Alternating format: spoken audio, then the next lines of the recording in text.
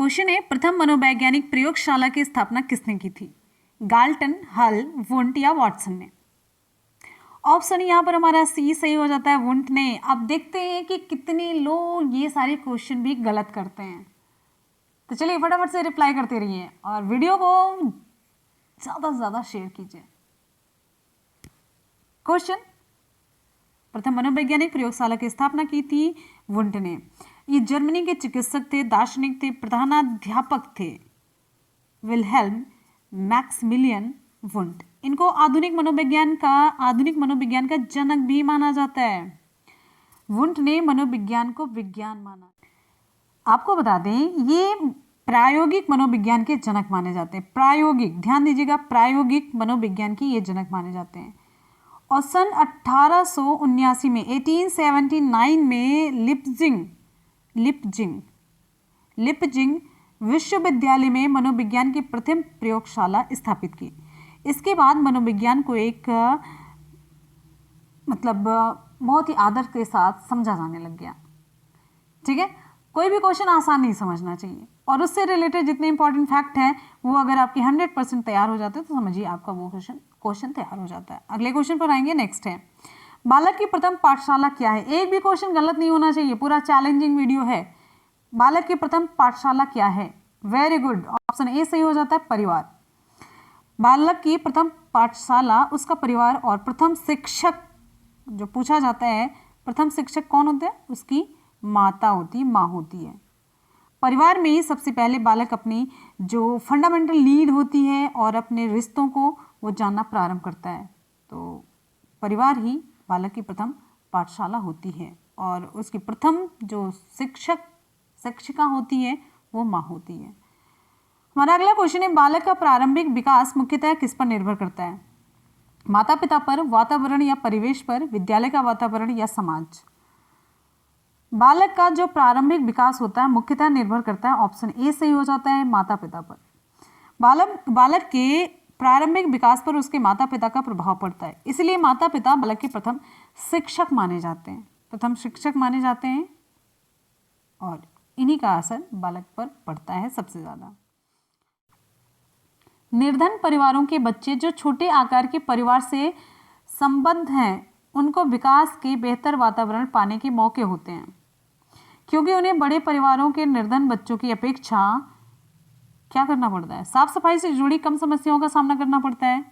उनके अभिभावक ज़्यादा प्रसन्नचित्त रहते हैं, उन्हें शांतिमय परिस्थिति मिलती है, उन्हें बेहतर परिस्थितियां प्राप्त होती हैं, बेहतर परिस्थितियां प्राप्त होती हैं।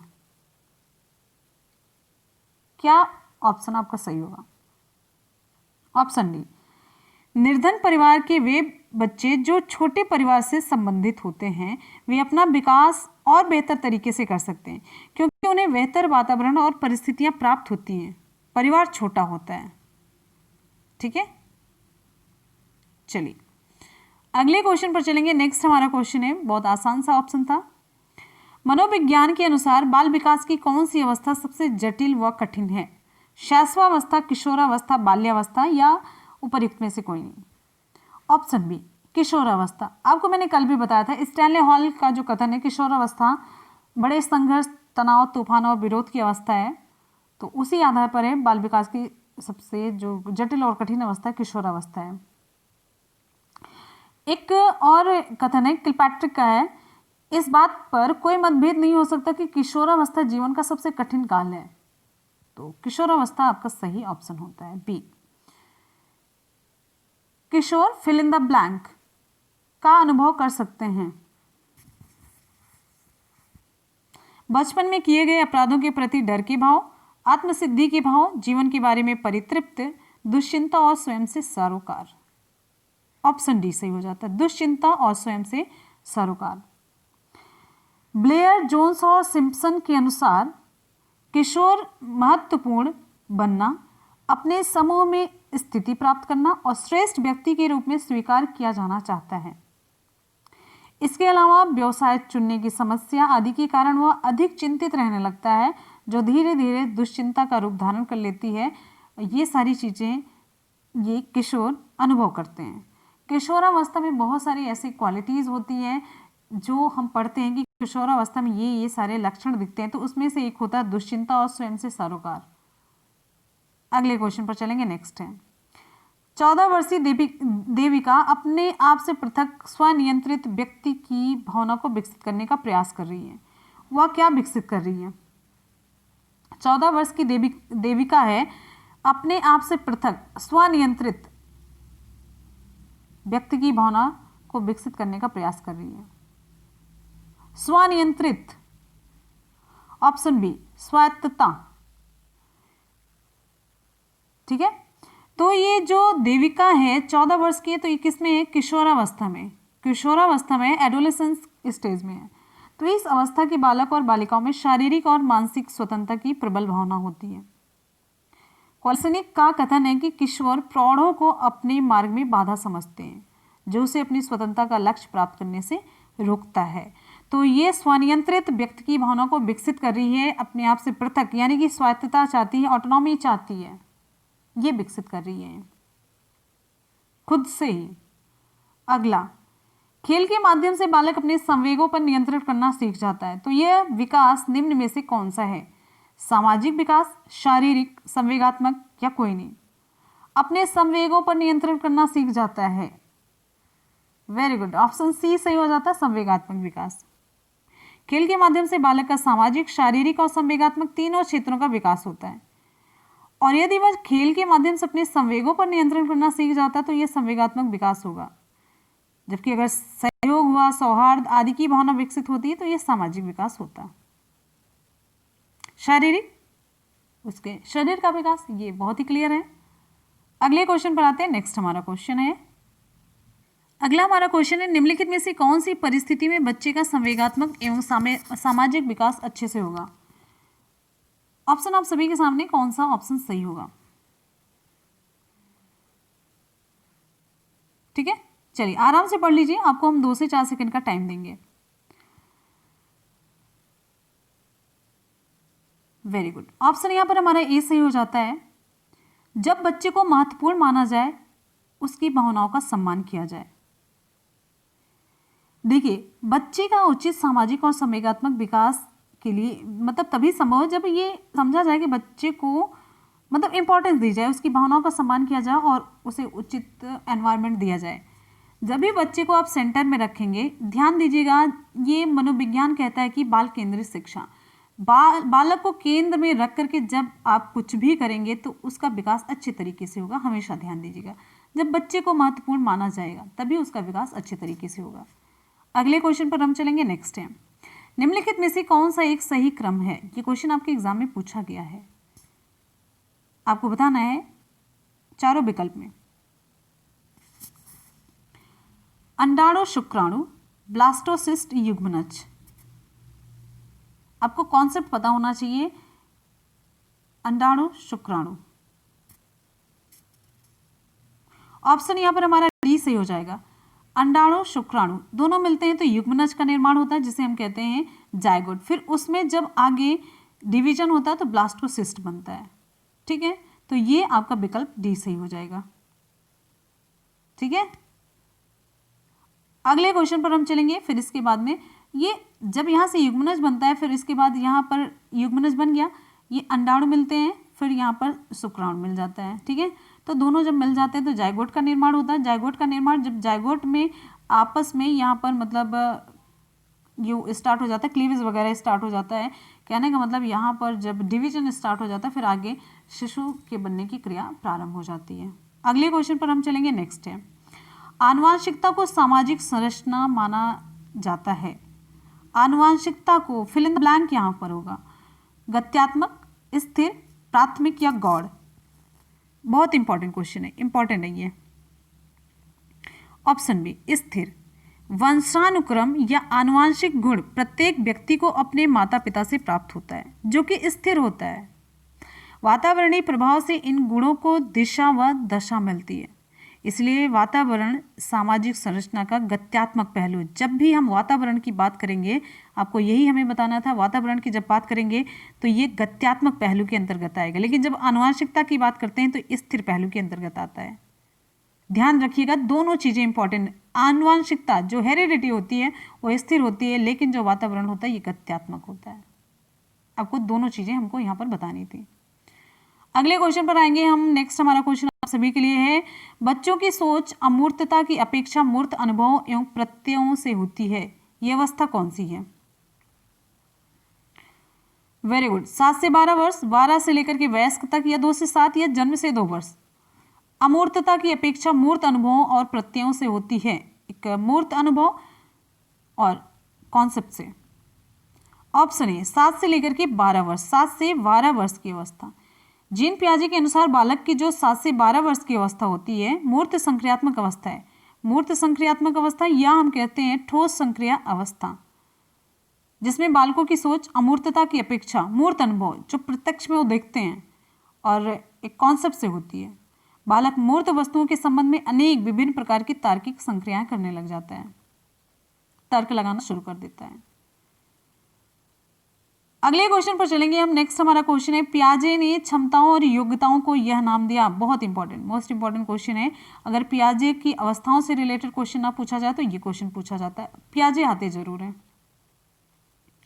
ऑप्शन ए सही हो जाता है, स्कीमा। पियाजे ने क्षमताओं और योग्यताओं को स्कीमा का नाम दिया। पियाजे ने बालक के ज्ञान को स्कीमा से निर्मित माना है। स्कीमा ये ज्ञान की ऐसी इकाई है, ज्ञान की मूल इकाई है, जिसका प्रयोग पहले के अनुभवों को मतलब जोड़ने के लिए किया जाता है, जो नए ज्ञान के आधार का काम करती है। यानी कि नए ज्ञान के लिए हम पुराने ज्ञान से होकर के आते हैं। बात समझ में आ रही है? तो ये है स्कीमा का जो ज्ञान होता है, जिसका प्रयोग हम पहले के अनुभवों को, जो हमारे पास पहले के अनुभव होते हैं उसको हम जोड़ने का काम करते हैं। फिर जो जैसे हमें नया कुछ सीखना होता है, पुराने को हम जोड़ जोड़ करके सीख करके एक नया ज्ञान हम सीखने की तरफ बढ़ते हैं। ये स्कीमा होती है जो हमारे मेमोरी में, जो हमारे अंदर वो फीड हुई रहती पहले से ही। क्वेश्चन है, निम्नलिखित संरचनाओं में से शिक्षा का अधिकार अधिनियम 2009 किसकी वकालत करता है? समावेशी शिक्षा, पृथक्करण, मुख्यधारा शिक्षण, एकीकृत शिक्षा। विकल्प कौन सा सही होगा? ऑप्शन यहां पर हमारा सही हो जाता है ए, समावेशी शिक्षा। शिक्षा का अधिकार अधिनियम 2009 समावेशी शिक्षा की वकालत करता है। इस अधिनियम के द्वारा समावेशी शिक्षा के अंतर्गत वे सभी बालक जो 6 से लेकर के 14 वर्ष तक की आयु पूरा करते हैं, वे सभी, आप ये कह सकते हैं कि मतलब उन सभी को पढ़ाई से जोड़ना है। समावेशी शिक्षा की जो वकालत की गई थी, इसका मतलब ये होता है कि इसके अंदर वे सभी बालक जो 6 से लेकर के 14 वर्ष तक की आयु पूरा करते हैं, चाहे वे मतलब दुर्लभ वर्ग के बालक हो, निःशक्त बालक हो, या अन्य किसी अधिगम अक्षमता से संबंधित हो, सभी को एक साथ शिक्षा दी जाए, एक ही छत के नीचे शिक्षा दी जाए। ठीक है, ये है। नेक्स्ट क्वेश्चन पर हम आएंगे। अगला क्वेश्चन, समावेशी शिक्षा का मतलब सभी बच्चों को एक छत के नीचे शिक्षा दी जाए, चाहे वो किसी भी वर्ग से हो, किसी भी समूह से हो, किसी भी स्टेटस से बिलोंग करते हो। ठीक है, तो ये सारी चीजें। अगले क्वेश्चन पर चलेंगे। नेक्स्ट है,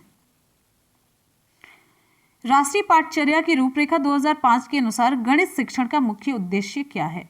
2005 के अनुसार गणित शिक्षण का मुख्य उद्देश्य बताना है आपको, क्या है? ऑप्शन कौन सा सही होगा? बच्चों को अंकगणित का ज्ञान देना, बच्चों में गणित के प्रति रुचि पैदा करना, बच्चों में तार्किक चिंतन या समस्या समाधान योग्यता का विकास करना, या बच्चों का संवेगात्मक विकास करना। कौन सा ऑप्शन सही होगा? ऑप्शन यहां पर हमारा सही हो जाता है ऑप्शन सी, बच्चों में तार्किक चिंतन और समस्या समाधान योग्यता का विकास करना। देखिए, गणित शिक्षण का मुख्य उद्देश्य आपसे पूछा जा रहा है, तो जब तक तार्किक चिंतन नहीं कर पाएंगे, गणित के सवालों को कैसे समझ पाएंगे, ना हल कर पाएंगे। तो राष्ट्रीय पाठचर्या की रूपरेखा एनसीएफ 2005 के अनुसार गणित शिक्षा ऐसी होनी चाहिए जिसमें बच्चों के वे संसाधन समृद्ध हों जो चिंतन और तर्क में, चिंतन और तर्क, क्योंकि गणित एक ऐसा है, चिंतन और तर्क इसमें होना चाहिए। अमूर्त की संकल्पना कर सके, अमूर्त के बारे में सोच सके और उनका व्यवहार कर सके, समस्याओं को सूत्रबद्ध करने और सुलझाने में उनकी सहायता कर सके। तो ये सारी क्वालिटीज़ होनी चाहिए गणित शिक्षण के मुख्य उद्देश्य में, यही चीज़ें हैं। जो एनसीएफ 2005 मानता है। आते हैं अगले क्वेश्चन की तरफ। नेक्स्ट हमारा क्वेश्चन है, एकाधिक बुद्धिमानी का सिद्धांत कहता है कि बुद्धि तेजी से बढ़ाई जा सकती है। बुद्धि कई प्रकार की हो सकती है। एकाधिक, एक से अधिक ना, ऑप्शन बी, बुद्धि कई प्रकार की हो सकती है। एकाधिक बुद्धिमानी का सिद्धांत कहता है कि बुद्धि कई प्रकार की हो सकती है।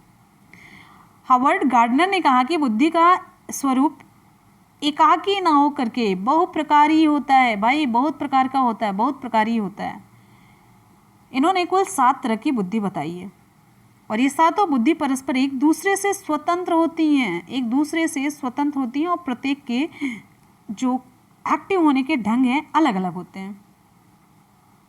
तो इस तरीके से हमारा ऑप्शन यहाँ पर बी सही हो जाता है, बुद्धि कई प्रकार की हो सकती है।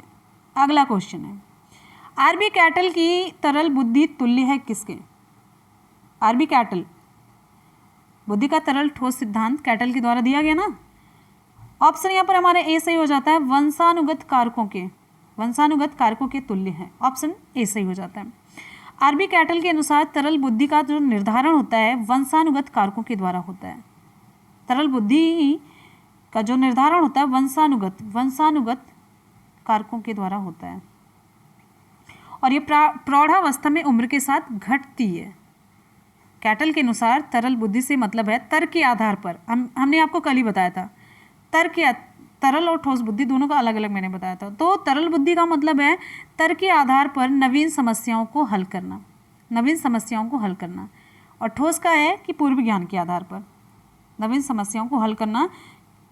किसके आधार पर? तर्क के आधार पर। क्लियर हो गया? ऑप्शन यहाँ पर हमारा ए सही हो जाता है, वंशानुगत कारकों के तुल्य है। अगले क्वेश्चन पर आते हैं। नेक्स्ट हमारा क्वेश्चन आप सभी के लिए, नेक्स्ट हमारा क्वेश्चन है, कौन व्यक्तित्व के गुण सिद्धांत से संबंधित नहीं है? फ्रायड, अल्पोर्ट, कैटल या आइजैक? ऑप्शन यहाँ पर हमारा ए सही हो जाता है, फ्रायड। अगले क्वेश्चन पर चलेंगे। नेक्स्ट है, एक 4-5 वर्ष के बालक में अपने पिता की अपेक्षा माता के प्रति अत्यधिक प्रेम की भावना विकसित हो जाती है। बालक के व्यवहार में होने वाले इस परिवर्तन को फ्रायड द्वारा क्या नाम दिया गया? बहुत ही इंपॉर्टेंट क्वेश्चन है। विकल्प यहाँ पर हमारा सही हो जाता है option C, Oedipus complex. Option C सही हो जाता है, ओडिपस कॉम्प्लेक्स। जब बालक के अंदर एक अपोजिट अट्रैक्शन होता है, जैसे बालक है तो अपने माता के प्रति, बच्ची होती है अपने पिता के प्रति, तो इस परिवर्तन को फ्रायड के द्वारा ओडिपस कॉम्प्लेक्स नाम दिया गया। अगले क्वेश्चन पर चलेंगे। नेक्स्ट हमारा क्वेश्चन है, भाषा शिक्षण की प्रथम कक्षा किसे माना जाता है? ऑप्शन यहाँ पर हमारा सी सही हो जाता है, घर को माना जाता है। भाषा शिक्षण की जो प्रथम पाठशाला है वो घर को माना जाता है। बच्चे घर के सदस्यों द्वारा बोले गए शब्दों का अनुकरण करते हैं और उसे बोलने का प्रयास करते हैं। बच्चे अपने बड़ों से सीखते हैं और उसका मतलब अनुकरण करते हैं। कहने का मतलब बच्चे जो कुछ भी घर से सीखते हैं उसे अपने व्यवहार में लाते हैं। धीरे धीरे वे बोलना सीख जाते हैं और फिर धीरे धीरे और भी एक्टिविटीज वो करना घर से ही स्टार्ट करते हैं। अगले क्वेश्चन पर चलेंगे। नेक्स्ट हमारा क्वेश्चन आप सभी की स्क्रीन पर है, वाणी दोष नहीं है। वाणी दोष कौन सा नहीं है? वेरी गुड, ऑप्शन बी, धीमी या तेज गति से बोलना। वाणी दोष का मतलब है अपनी बातों को स्पष्ट रूप से ना कह पाना। कहने का मतलब स्पष्ट रूप से अपनी बात ना कह पाने का कारण होता है हकलाना, तुतलाना, शब्दों का सही उच्चारण ना कर पाना, ये सभी। धीमी या तेज गति से बोलना वाणी दोष नहीं होता है, बल्कि परिस्थितिजन्य ध्वनि में परिवर्तन हो जाता है कि परिस्थितियों के अकॉर्डिंग आप कभी धीरे बोलते हैं कभी तेज बोलते हैं, लेकिन वाणी दोष की कैटेगरी में ये नहीं आता है। हकलाना हुआ, ध्वनि परिवर्तन और अस्पष्ट उच्चारण ये हो गया, हकलाना तुतलाना हो गया, तीव्र अस्पष्ट वाणी ये हो गया, लेकिन धीमी या तेज गति से बोलना वो तो कंडीशन के अकॉर्डिंग होता है। अगले क्वेश्चन पर चलेंगे। नेक्स्ट है, सतत एवं व्यापक मूल्यांकन में व्यापक मूल्यांकन शब्दावली का क्या मतलब होता है? व्यापक मूल्यांकन से हम क्या मतलब समझते हैं? बहुत बढ़िया, विकल्प यहाँ पर हमारा सही हो जाता है शैक्षिक एवं सह शैक्षिक क्षेत्र का मूल्यांकन। सतत और व्यापक मूल्यांकन में व्यापक मूल्यांकन शब्द का मतलब होता है शैक्षिक एवं सह शैक्षिक क्षेत्र का मूल्यांकन। इसके साथ साथ जो और भी एक्स्ट्रा एक्टिविटीज़ होती हैं उसका भी, यानी कि खेल के मैदान से लेकर के कक्षा कक्ष तक की पूरी जो हमारी मतलब मूल्यांकन, जो हमारा पूरा मूल्यांकन होता है वो व्यापक मूल्यांकन और सतत मूल्यांकन की कैटेगरी में आता है। ठीक है, चलिए अगले क्वेश्चन पर आ जाते हैं। नेक्स्ट है, बच्चों का मूल्यांकन होना चाहिए कैसा? बोर्ड परीक्षा के द्वारा, सतत और व्यापक मूल्यांकन, गृह परीक्षा या लिखित और मौखिक परीक्षा के द्वारा। ऑप्शन यहाँ पर हमारा बी सही हो जाता है, सतत एवं व्यापक मूल्यांकन के द्वारा। बच्चों का मूल्यांकन सतत और व्यापक होना चाहिए। सतत और व्यापक मूल्यांकन का मतलब होता है छात्रों के विद्यालय आधारित मूल्यांकन की प्रणाली, जिसमें छात्र के शैक्षिक और सहशैक्षिक सभी पक्ष शामिल होते। कहने का मतलब विद्यार्थी के कक्षा कक्ष से लेकर के खेल के मैदान तक की सभी एक्टिविटीज का मूल्यांकन इसमें होता है, सतत और व्यापक मूल्यांकन में। नेक्स्ट, मंद अधिगमकर्ता जिनकी शैक्षिक उपलब्धि सामान्य योग्यता से कम रह जाती कहे जाते हैं। ऑप्शन यहाँ पर हमारा ए सही हो जाता है, पिछड़े। धीमी गति से सीखने वाले बालक जिनकी शैक्षिक उपलब्धि उनकी प्राकृतिक क्षमता से काफी नीचे होती है, पिछड़े बालक के रूप में ये जाने जाते हैं। नेक्स्ट क्वेश्चन पर आएंगे। हमारा अगला क्वेश्चन आप सभी के लिए, निम्न में से कौन से पिछड़े हुए बालकों की विशेषता नहीं है? अपने प्रदत्त योग्यताओं से कम स्तर की शैक्षिक उपलब्धि का प्रदर्शन करते हैं, ये पिछड़े हुए बालक की विशेषता में है। सामान्य विद्यालय कार्य के साथ वे गति नहीं रख पाते, ये भी है। अपनी आयु के बालकों से काफी पिछड़ जाते, करेक्ट है। कम बुद्धि रखते हैं, ये विकल्प सही नहीं होता है। तो ये पूछा जा रहा है कौन सी विशेषता नहीं, तो विकल्प आपका डी सही हो जाता है। ठीक है, पिछड़े वर्ग के बालकों के पास ये आवश्यक नहीं कि उनकी बुद्धि कम हो, क्योंकि बुद्धि का निर्धारण बालक के सामाजिक या आर्थिक पिछड़ेपन पर निर्भर नहीं होता है। आर्थिक रूप से अगर बच्चा पिछड़ा हुआ है तो ये थोड़ी ना कि उसके पास बुद्धि नहीं है। सामाजिक रूप से उसमें पिछड़ापन है तो इसका ये मतलब नहीं कि उसके पास बुद्धि कम है। ऑप्शन आपका डी सही हो जाता है। नेक्स्ट है, अलग अलग सोच वाले पैटर्न उन बच्चों की पहचान करते हैं जो विकलांग है, डिस्लेक्सिक हैं, सृजनात्मक हैं, ये प्रत्यास्थी हैं। ऑप्शन यहां पर हमारा बहुत ही क्लियर सा सी सही हो जाता है, सृजनात्मक है। अलग अलग सोच वाले पैटर्न, अलग अलग सोचते हैं बच्चे, उन बच्चों की पहचान करते हैं जो सृजनात्मक होते, क्रिएटिव होते हैं, जिनमें क्रिएटिविटी होती है। ऐसे बालक किसी समस्या पर अलग तरीके का चिंतन करते हैं, उस अलग तरीके के चिंतन को हम कहते हैं अपसारी चिंतन। अब अपसारी चिंतन क्या है, आपको हम वीडियो की लिंक नीचे डिस्क्रिप्शन बॉक्स में दे देंगे। अपसारी और अभिसारी चिंतन 5 मिनट का वीडियो है, सब कुछ आपका क्लियर हो जाएगा। तो ऐसे बालक किसी समस्या पर अपसारी चिंतन करते हैं और उसका एक नवीन समाधान प्रस्तुत करते हैं। अपसारी चिंतन करेंगे, नया समाधान प्रस्तुत करेंगे और यह नवीनता उस बच्चे के लिए या संपूर्ण समाज के लिए लाभकारी हो सकती है। तो कहने का मतलब अलग अलग सोच वाले पैटर्न ये सृजनात्मक बच्चे की पहचान करते हैं। जो सृजनात्मक होगा, क्रिएटिव होगा, वही तो अलग अलग चीजें क्रिएट करेगा, बनाएगा। नेक्स्ट क्वेश्चन पर आएंगे। हमारा अगला क्वेश्चन है, शिक्षार्थियों के बीच अधिगम शैली में अंतर का कारण हो सकता है। ऑप्शन कौन सा सही होगा? शिक्षार्थियों के बीच अधिगम शैली में अंतर का कारण हो सकता है।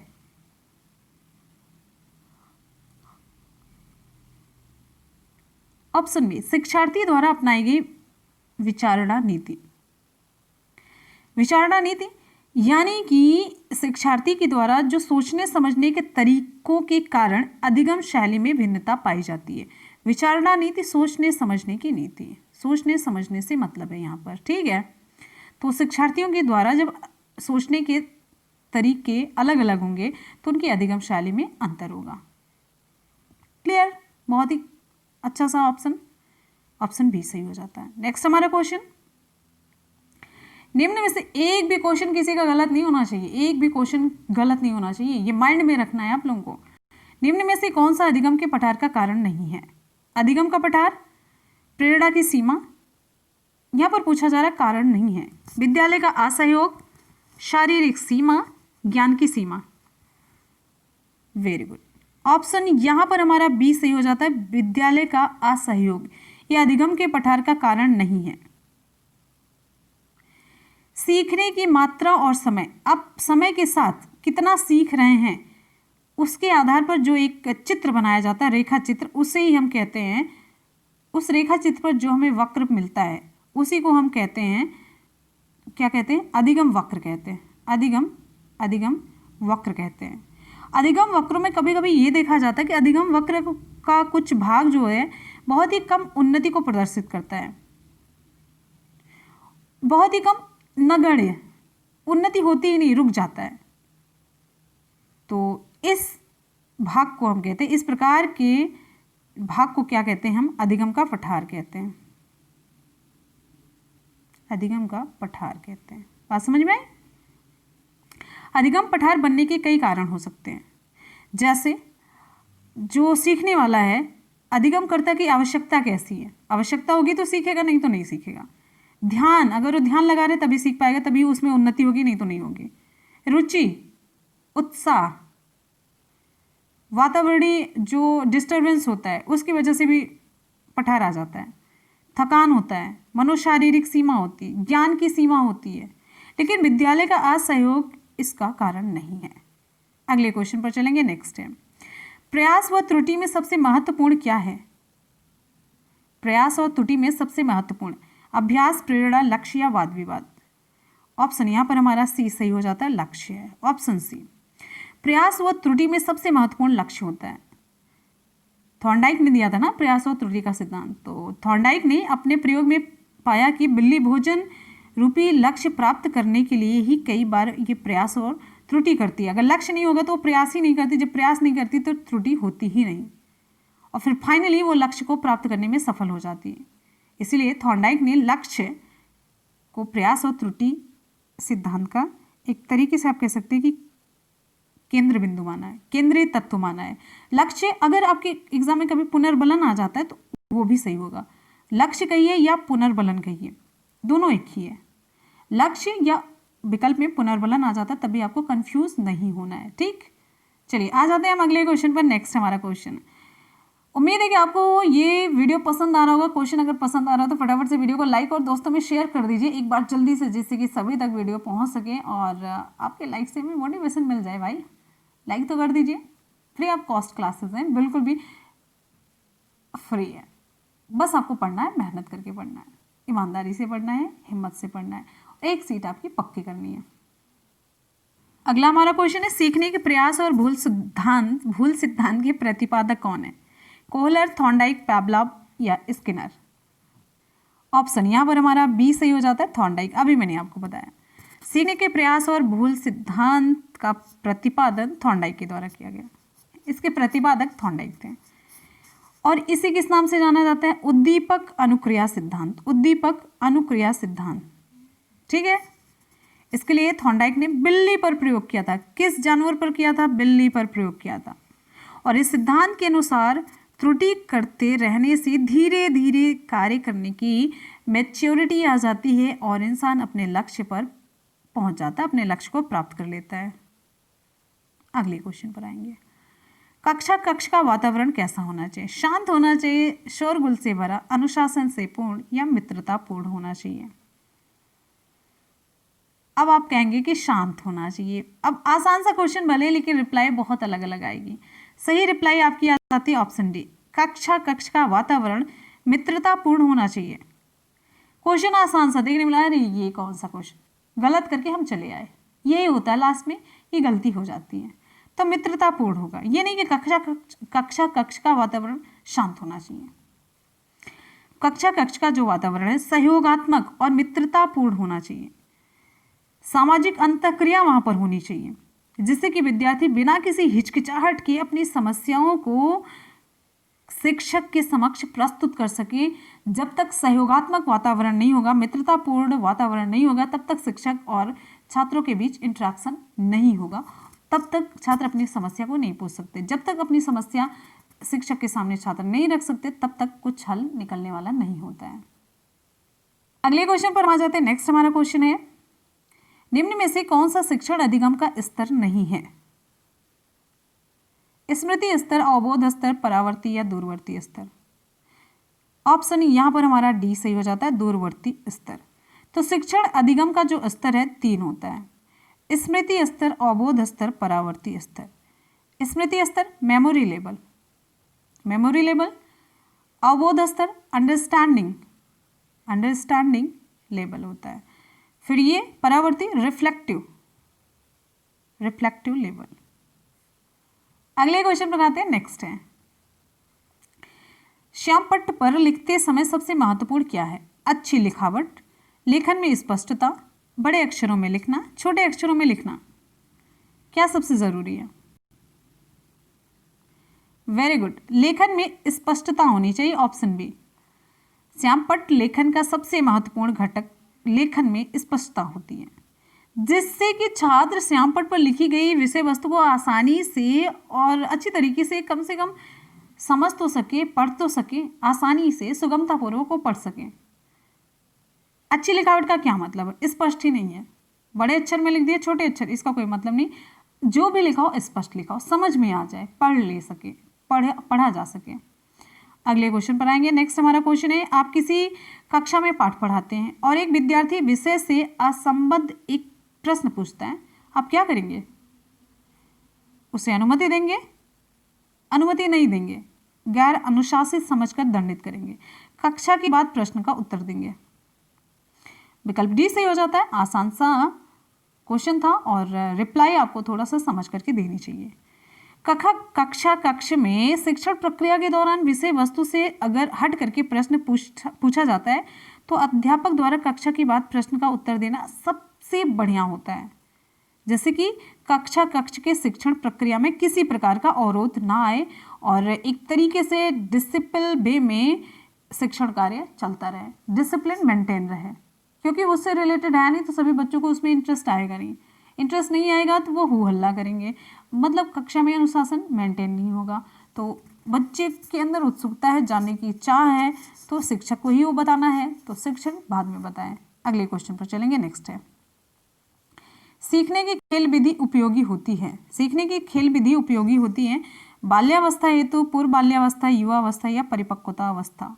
ऑप्शन ए बाल्यावस्था हेतु। बाल्यावस्था की आयु कितनी होती है? 6 से लेकर के 12 वर्ष तक होती है। तो बाल्यावस्था की आयु में बालक को सीखने के लिए खेल विधि सबसे उपयुक्त होती है, क्योंकि इस अवस्था में बालक के अंदर बहुत ही ज़्यादा मतलब चंचलता बहुत अधिक होती है, मन में अस्थिरता होती है, समायोजन की भावना का अभाव पाया जाता है, जिससे उनमें अधिगम कार्य बहुत ही धीमी गति से होता है भाई, बहुत ही मंद होता है। खेल विधि के द्वारा बच्चों में अधिगम प्रक्रिया को तेज किया जा सकता है, बच्चे उसमें इंटरेस्ट लेते हैं और धीरे धीरे वो सीखने की कोशिश करते हैं। खेल के माध्यम से वो आसानी से सीख जाते हैं किसी भी चीज को। आते हैं अगले क्वेश्चन पर। नेक्स्ट हमारा क्वेश्चन आप सभी के लिए है, शिक्षा में फ्रॉबेल का महत्वपूर्ण योगदान था किसका विकास?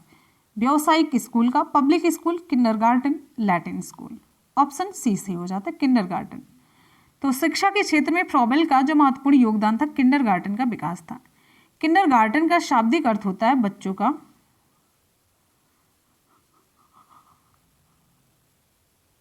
बगीचा, बच्चों का बगीचा होता है किंडरगार्टन का शाब्दिक मतलब। अगला क्वेश्चन, एक उत्तम शिक्षक वह है जो छात्र में वांछित व्यवहारगत परिवर्तन करता है, ज्ञान प्रेषित करता है, सूचना का वर्णन, पाठचर्या को संप्रेषित। तो विकल्प यहाँ पर हमारा बहुत ही आसान सा सही हो जाता है, ऑप्शन ए, छात्र में वांछित व्यवहारगत परिवर्तन करता है। शिक्षण का मुख्य उद्देश्य होता है कि छात्रों का व्यवहार परिवर्तन करना, इसलिए एक उत्तम शिक्षक वह है जो ऐसी शिक्षण अधिगम प्रक्रिया का संचालन करे जिससे छात्रों में वांछित व्यवहारगत परिवर्तन हो सके। जो वो चाह रहा है व्यवहारिक रूप में जो अच्छी चीज़ें होती वो वैसा परिवर्तन करना, बच्चों को समाज में रहने योग्य बनाना, ये सारी चीज़ें होती है एक मतलब अच्छी शिक्षा के अंतर्गत। और एक अच्छी शिक्षा एक उत्तम शिक्षक ही दे सकता है। नेक्स्ट हमारा क्वेश्चन है, वाइगोत्स्की के अनुसार बच्चे सीखते हैं कैसे? जब पुनर्बलन प्रदान किया जाता है, परिपक्व होने से, अनुकरण से, वयस्कों और समवयस्कों के साथ परस्पर क्रिया से। अब वाइगोत्स्की के बारे में अगर थोड़ा भी पढ़े होंगे तो वाइगोत्स्की हमेशा कहते हैं कि बालक में जो विकास होता है। तो विकल्प यहाँ पर आप डी पहले लगाइए सही, वयस्कों और समवयस्कों के साथ परस्पर क्रिया से। वाइगोत्स्की का मानना है कि बालक में जो संज्ञानात्मक विकास होता है वो मुख्यतः दो कारकों से होता है। पहला सामाजिक कारक और द्वितीय भाषा। सामाजिक कारक और द्वितीय होती है भाषा। ठीक है, तो इन्हीं दोनों कारकों से बालक में सीखने की प्रक्रिया आगे बढ़ती है। सामाजिक कारकों के अंतर्गत ये मानते हैं कि बच्चों का वयस्कों और समवयस्कों के साथ परस्पर क्रिया करके ही सीखना संभव होता है, और भाषा का विकास भी ऐसे ही इसी कारक पर निर्भर करता है कि आपस में वयस्कों और समवयस्कों के साथ परस्पर क्रिया हो। तो वाइगोत्स्की यही मानते हैं, ऑप्शन डी। नेक्स्ट हमारा क्वेश्चन है, निम्न में से कौन सा एक संवेग है? उद्दीपक, स्मृति, आमोद या ध्यान? ऑप्शन सी सही हो जाता, आमोद। मैकडूगल ने 14 प्रकार के संवेग बताए। 14 प्रकार के संवेग किसके द्वारा बताए गए हैं? मैकडूगल के द्वारा। ठीक है, उसमें से एक संवेग आमोद भी है। भय है, करुणा है, आत्माभिमान है, कृतिभाव है, क्रोध है, कामुकता है, एकाकीपन है, आमोद है, घृणा है, आश्चर्य है, भूख है, वात्सल्य है, आत्महीनता है, अधिकारी। ये पूरे 14 हो गए यहाँ पर कंप्लीट। उद्दीपक, स्मृति, ध्यान ये सभी संवेग की कैटेगरी में नहीं आते हैं। हमारा अगला क्वेश्चन आप सभी के लिए, निम्नलिखित में से कौन बाह्य प्रेरणा का उदाहरण नहीं है? बाह्य प्रेरणा का उदाहरण कौन सा नहीं है?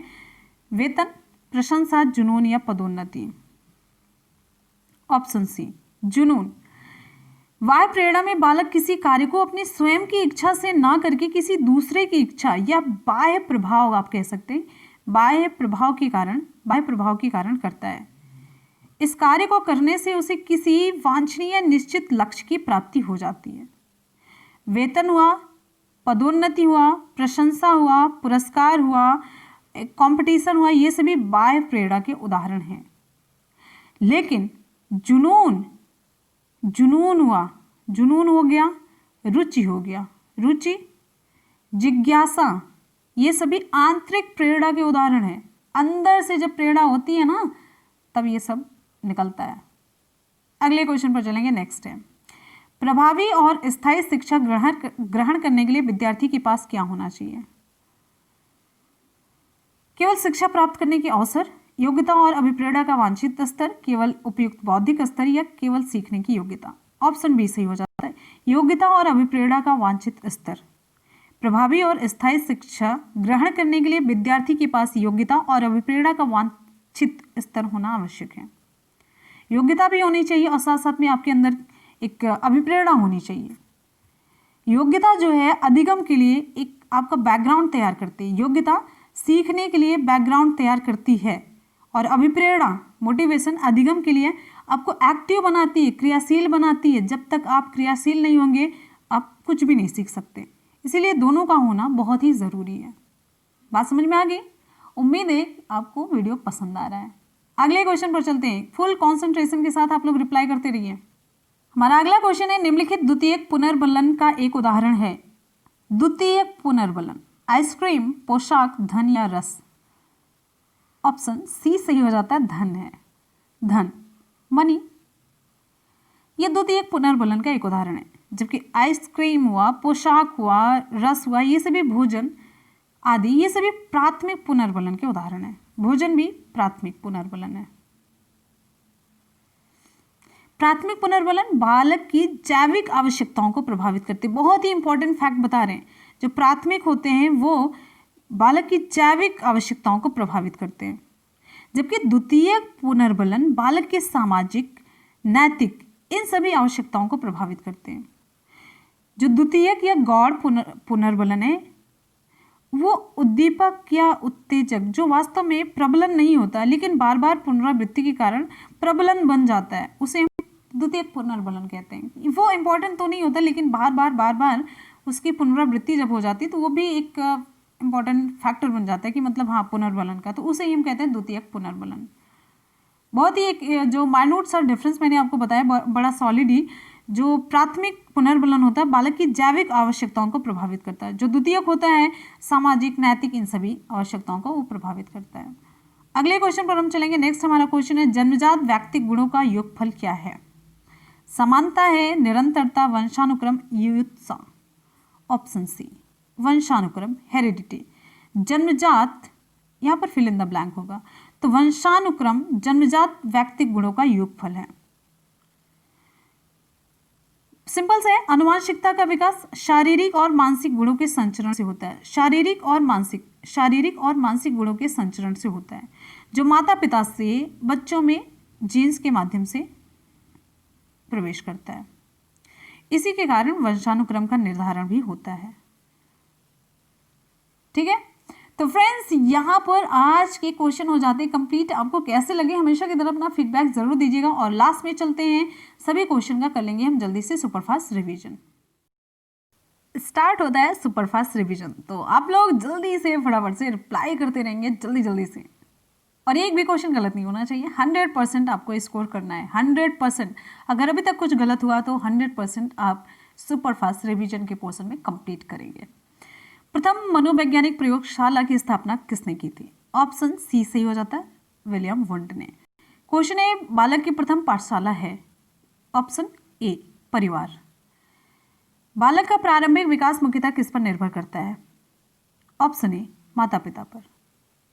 अगला है, निर्धन परिवारों के बच्चे जो छोटे आकार के परिवार से संबद्ध हैं उनको विकास के बेहतर वातावरण पाने के मौके होते हैं, क्योंकि उन्हें बड़े परिवारों के निर्धन बच्चों की अपेक्षा बेहतर परिस्थितियां प्राप्त होती हैं। ऑप्शन डी सही हो जाता है। अगला हमारा क्वेश्चन है, मनोविज्ञान के अनुसार बालक विकास की कौन सी अवस्था सबसे जटिल व कठिन है? ऑप्शन बी, किशोरावस्था। किशोर फिल इन द ब्लैंक का अनुभव कर सकते हैं? ऑप्शन डी, दुश्चिंता और स्वयं से सरोकार। 14 वर्षीय देविका अपने आप से पृथक स्वनियंत्रित व्यक्ति की भावना को विकसित करने का प्रयास कर रही है। वह विकसित कर रही है क्या? ऑप्शन बी, स्वायत्तता, ऑटोनॉमी। अगला है, खेल के माध्यम से बालक अपने संवेगों पर नियंत्रण करना सीख जाता है, तो यह विकास निम्न में से कौन सा है? ऑप्शन सी, संवेगात्मक विकास है। हमारा अगला क्वेश्चन है, निम्नलिखित में से कौन सी परिस्थिति में बच्चे का संवेगात्मक एवं सामाजिक विकास अच्छे से होगा? ऑप्शन ए, जब बच्चे को महत्वपूर्ण माना जाए, उसकी भावनाओं का सम्मान किया जाए, बच्चे को सेंटर में जब रखा जाता है। क्वेश्चन है, निम्नलिखित में से कौन सा एक सही क्रम है? सही क्रम में अंडाणु और शुक्राणु दोनों मिलते हैं, युग्मनज का निर्माण होता है। युग्मनज में जब विभाजन होता है तो फिर ब्लास्टोसिस्ट बनता है। ऑप्शन डी सही हो जाता है, और इस तरीके से शिशु के निर्माण की प्रक्रिया स्टार्ट हो जाती है, विकास की प्रक्रिया। आनुवांशिकता को सामाजिक संरचना माना जाता है।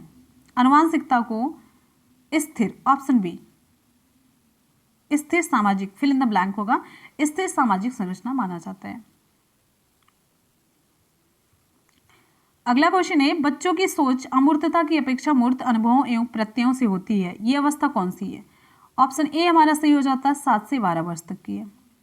पियाजे ने क्षमताओं और योग्यताओं को यह नाम दिया। Option A, schema.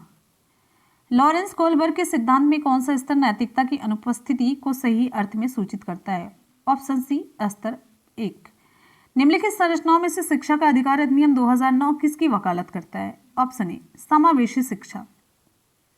नेक्स्ट है, राष्ट्रीय पाठ्यचर्या की रूपरेखा 2005 के अनुसार गणित शिक्षण का मुख्य उद्देश्य एनसीएफ, नेशनल, हाँ क्या है एनसीएफ का फुल फॉर्म? चलिए एनसीएफ का ही फुल फॉर्म बता दीजिए। NCF, national framework. अच्छा, सी का ही बता दीजिए क्या है। चलिए, ऑप्शन यहाँ पर हमारा सही हो जाता है, राष्ट्रीय पाठ्यचर्या की रूपरेखा 2005 के अनुसार गणित शिक्षण का जो मुख्य उद्देश्य है, ऑप्शन यहाँ पर हमारा सही हो जाता है, बच्चों में तार्किक चिंतन और समस्या समाधान की योग्यता का विकास करना। एकाधिक बुद्धिमानी का सिद्धांत कहता है कि बुद्धि कई प्रकार की हो सकती है। ऑप्शन बी, आरबी कैटल की तरल बुद्धि किसके तुल्य है? ऑप्शन ए, वंशानुगत कारकों के। अगला है, कौन व्यक्तित्व के गुण सिद्धांत से संबंधित नहीं है? Option A, Freud. एक 4-5 वर्ष के बालक में अपने पिता की अपेक्षा माता के प्रति अत्यधिक प्रेम की भावना विकसित हो जाती है। बालक के व्यवहार में होने वाले इस परिवर्तन को फ्रायड द्वारा क्या नाम दिया गया? ऑप्शन सी सही हो जाता है, ऑडिपस कॉम्प्लेक्स। अगला है, भाषा शिक्षण की प्रथम कक्षा किसे माना जाता है? ऑप्शन सी, घर को। नेक्स्ट क्वेश्चन है, वाणी दोष नहीं है, वाणी दोष नहीं है। ऑप्शन बी, धीमी या तेज गति से बोलना। सतत एवं व्यापक मूल्यांकन शब्दावली का मतलब ऑप्शन सी शैक्षिक और शैक्षिक क्षेत्र का मूल्यांकन इसमें शामिल होता है। बच्चों का मूल्यांकन होना चाहिए ऑप्शन बी सतत एवं व्यापक मूल्यांकन के द्वारा। मंद अधिगमकर्ता जिनकी शैक्षिक उपलब्धि सामान्य योग्यता से कम रह जाती कहे जाते हैं ऑप्शन ए पिछड़े। नेक्स्ट हमारा क्वेश्चन है निम्न में से कौन सी पिछड़े हुए बालकों की विशेषता नहीं है? ऑप्शन डी कम बुद्धि रखते हैं, ये इनकी विशेषता नहीं है। अलग अलग सोच वाले पैटर्न उन बच्चों की पहचान करते हैं जो ऑप्शन सी सृजनात्मक होते हैं, ऑप्शन सी सृजनात्मक हैं। शिक्षार्थियों के बीच अधिगम शैली में अंतर का कारण हो सकता है, शिक्षार्थियों के बीच अधिगम शैली में अंतर का कारण हो सकता है ऑप्शन बी शिक्षार्थी द्वारा अपनाई गई विचारधा नीति। हमारा अगला क्वेश्चन है निम्न में कौन सी अधिगम के पठार का कारण नहीं, कौन सा अधिगम के पठार का कारण नहीं? ऑप्शन डी विद्यालय का असहयोग। प्रयास व त्रुटि में सबसे महत्वपूर्ण क्या है? ऑप्शन सी लक्ष्य है। सीखने के प्रयास और भूल सिद्धांत के प्रतिपादक कौन है? ऑप्शन बी थॉर्नडाइक है। कक्ष का वातावरण होना चाहिए कैसा? कक्ष का वातावरण होना चाहिए कैसा? मित्रतापूर्ण, ऑप्शन डी। हमारा अगला क्वेश्चन है निम्न में कौन सा शिक्षण अधिगम का स्तर नहीं है? ऑप्शन डी दूरवर्ती स्तर। श्यामपट्ट पर लिखते समय सबसे महत्वपूर्ण क्या है? ऑप्शन बी लेखन में स्पष्टता होनी चाहिए। अगला है आप किसी कक्षा में पाठ पढ़ाते हैं और एक विद्यार्थी विषय से असंबद्ध एक प्रश्न पूछता है, आप क्या करेंगे? ऑप्शन डी कक्षा के बाद प्रश्न का उत्तर देंगे। सीखने की खेल विधि उपयोगी है? ऑप्शन ए बाल्यावस्था में। शिक्षा में फ्रॉबेल का महत्वपूर्ण योगदान? ऑप्शन सी किंडरगार्टन का विकास था। एक उत्तम शिक्षक वह है जो ऑप्शन ए छात्र में वांछित व्यवहारगत परिवर्तन करता है। वाइगोत्स्की के अनुसार अगला क्वेश्चन है बच्चे सीखते हैं ऑप्शन डी वयस्कों और समवयस्कों के साथ परस्पर क्रिया से। निम्नलिखित में से एक संवेग है? ऑप्शन सी आमोद। निम्नलिखित में से कौन बाह्य प्रेरणा का उदाहरण नहीं है? ऑप्शन सी जुनून, ये आंतरिक प्रेरणा है। प्रभावी और अगला क्वेश्चन है प्रभावी और स्थायी शिक्षा ग्रहण करने के लिए विद्यार्थी के पास होना चाहिए। ऑप्शन बी योग्यता और अभिप्रेरणा का वांछित स्तर होना चाहिए। अगला है निम्नलिखित द्वितीयक पुनर्बलन का एक उदाहरण है। ऑप्शन सी धन है। जन्मजात व्यक्तिगत गुणों का योगफल? ऑप्शन सी वंशानुक्रम है।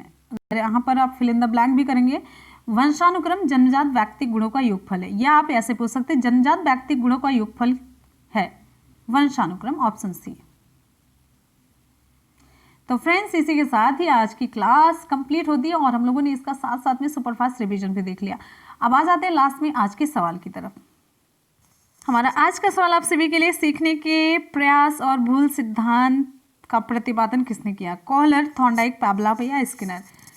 तो आप लोग जल्दी से कमेंट सेक्शन में फटाफट से रिप्लाई करेंगे और डिटेल में जिस तरीके से हमने इस क्वेश्चन के बारे में डिटेल बताया, तो आप लोग कमेंट सेक्शन में जितना हो सके डिटेल में रिप्लाई किया करिए और सभी क्वेश्चन आपको कमेंट सेक्शन में ही रिप्लाई करने हैं, जिससे कि मुझे पता चल सके कि आप लोग पढ़ते हैं, या फिर नहीं तो ये लगता है कि आप लोग मुझे बहका देते हैं और लास्ट में बोल देते हैं मैंने सारे क्वेश्चन पढ़े। तो वहाँ पर रिप्लाई करेंगे तो मुझे भी पता चलेगा हाँ आप लोग पढ़ते हैं, सीरियसली पढ़ते हैं। तो कमेंट सेक्शन में ही आपको रिप्लाई करना है और इसी के साथ ही मिलेंगे फिर नेक्स्ट वीडियो में। जाते जाते आप सभी लोग वीडियो को लाइक और शेयर ज़रूर करेंगे, जिससे कि सभी तक वीडियो पहुंचे। आप लोग शिक्षक बनने जा रहे हैं, जिम्मेदार हैं, आप लोग इतना करेंगे, ज़्यादा नहीं, बस 5 अपने दोस्तों में आपको शेयर करना है। इसी के साथ ही मिलेंगे फिर नेक्स्ट क्लास में। आप लोग अपना ख्याल रखिएगा। तब तक के लिए good bye and take care. Thank you so much. Love you all. Bye bye and take care. जय हिंद।